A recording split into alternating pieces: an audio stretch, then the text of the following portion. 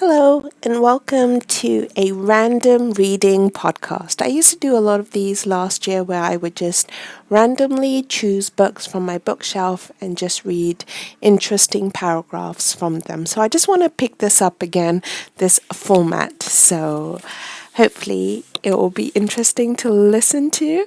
Okay, so the first book is How to Live, A Life of Montaigne in One Question and 20 Attempts at an Answer. I have recorded a separate podcast just about the preface from this book, so I will link that in the description below if you want to have a listen to that.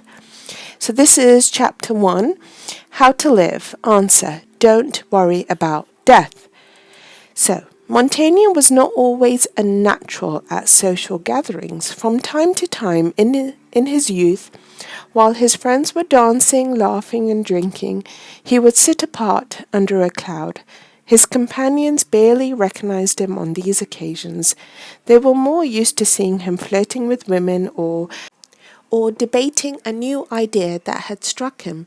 They would wonder whether he had taken offense at something they had said. In truth, as he confided later in his essays, when he was in this mood, he was barely aware of his surroundings at all. Amid the festivities, he was thinking about some frightening true tale he had recently heard, perhaps one about a young man who, having left a similar feast a few days earlier, complaining of a touch of mild fever, had died of that fever almost before his fellow party-goers had got over their hangovers. If death could play such tricks, then only the flimsiest membrane separated Montaigne himself from the void at every moment. He became so afraid of losing his life that he could no longer enjoy it while he had it. In his 20s, Montaigne suffered this morbid obsession because he had spent too much time reading classical philosophers. Death was a topic of which the ancients never tired. Cicero summed up their principle neatly. To philosophize is to learn how to die. Montaigne himself would one day borrow this dire thought for a chapter title. But if his problems began with the surfeit of philosophy at an impressionable age, they did not end just because he grew up. As he reached his 30s, when he might have been expected to gain a more measured perspective, Montaigne's sense of the oppressive proximity of death became stronger than ever and more personal. Death turned from an abstraction into a reality and began scything its way through almost everyone he cared about, getting closer to himself. Montaigne wrote, with such frequent and ordinary examples passing before our eyes, how can we possibly rid ourselves of the thought of death and of the idea that at every moment it is gripping us by the throat? Rid himself of this thought? He could not, nor did he even want to. He was still under the sway of his philosophers. Let us have nothing on our minds as often as death, he wrote in an early essay on the subject.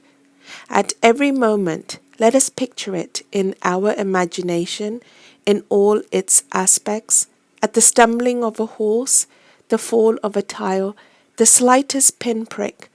Let us promptly chew on this. Well, what if it were death itself?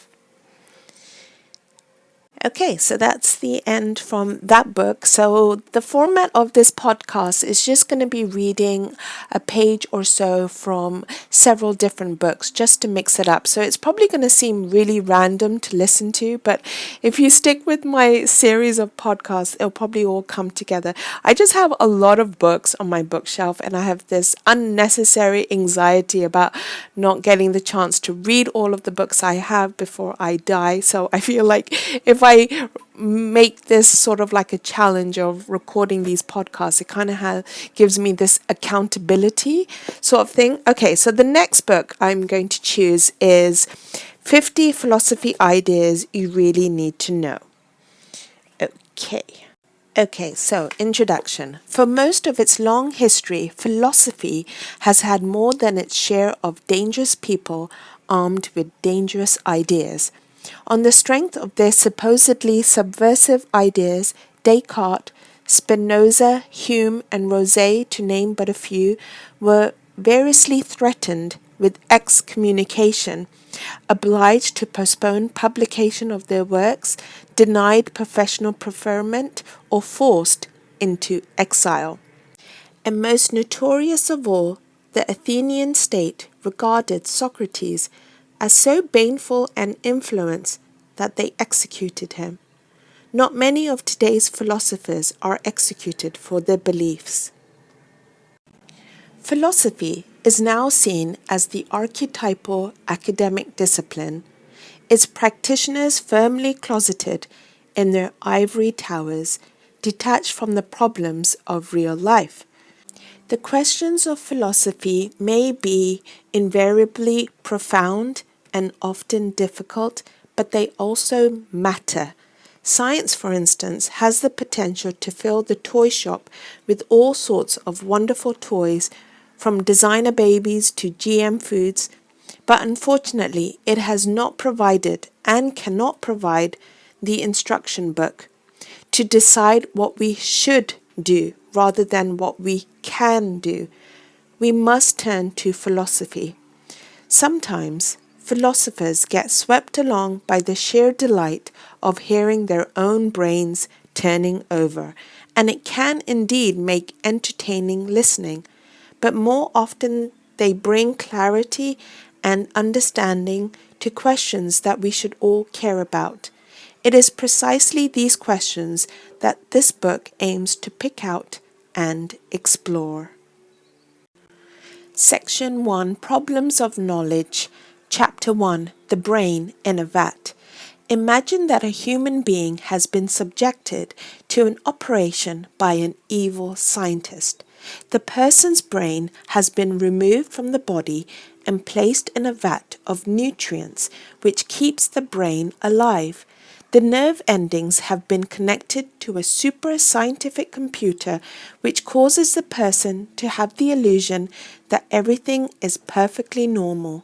There seem to be people, objects, the sky, etc.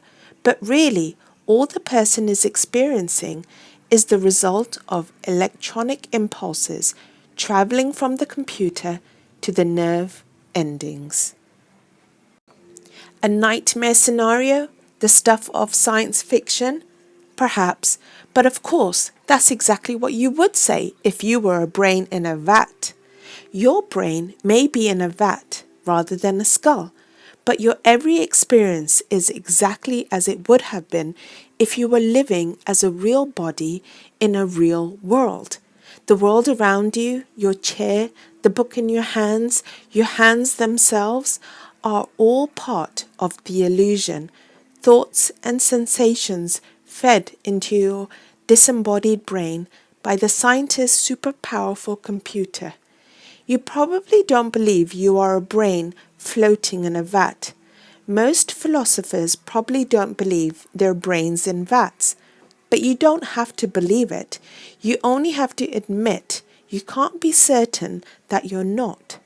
The problem is that if you do happen to be a brain in a vat and you just can't rule out the possibility, all the things you think you know about the world will be false.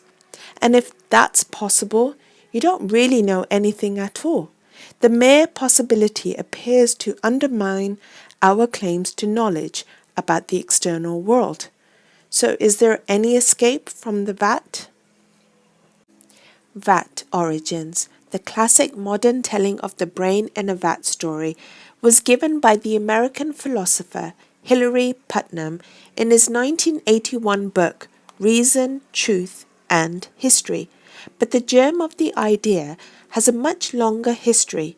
Putnam's thought experiment is essentially an updated version of a 17th century horror story, The Evil Demon, Malin Genie, conjured up by the French philosopher René Descartes in his 1641 Meditations on First Philosophy. Descartes' aim was to reconstruct the edifice of human knowledge on unshakable foundations, for which he adopted his method of doubt. He discarded any beliefs susceptible to the slightest degree of uncertainty. After pointing out the unreliability of our senses and the confusion created by dreams, Descartes pushed his method of doubt to the limit. I shall suppose that some malicious demon of the utmost power and cunning has employed all his energies in order to deceive me. I shall think that the sky, the air, the earth, colours, shapes, sounds, and all external things are merely the delusions of dreams which he has devised to ensnare my judgment. Amongst the debris of his former beliefs and opinions, Descartes espies a single speck of certainty, the cogito, on the apparently sure foundation of which he begins his task of reconstruction. Unfortunately for Putnam and Descartes, although both are playing devil's advocate, adopting skeptical positions in order to confound skepticism, many philosophers have been more impressed by their skill in setting the skeptical trap than by their subsequent attempts to extricate themselves from it.